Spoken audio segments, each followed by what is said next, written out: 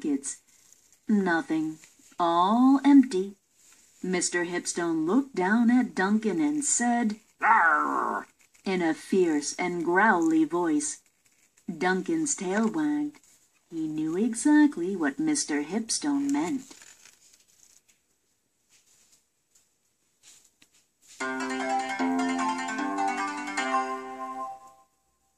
Chapter 2. That night, Duncan and Mr. Hipstone went down to the river, climbed aboard their ship, and sailed out of town.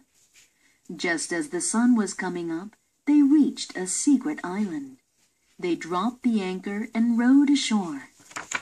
Mr. Hipstone looked fiercely along the beach and into the forest. He looked down at Duncan. "Arr!" he growled. Sniffing and snuffling, Duncan set off at a brisk pace. After a while, he stopped and sniffed into the sand. Mr. Hipstone's fierce little eyes lit up. "Arr!" he growled. Duncan looked up at Mr. Hipstone with a sandy nose, huffed loudly, shook his head and trotted off again, nose to the ground. An hour later, after much snuffling and huffing, Duncan stopped.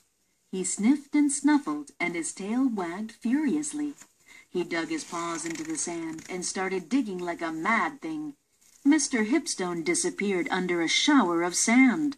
"Arr!" he croaked. Mr. Hipstone started digging fiercely. Duncan disappeared under a shower of sand. Mr. Hipstone dug deeper and deeper. Duncan sat and watched. He yawned. He was just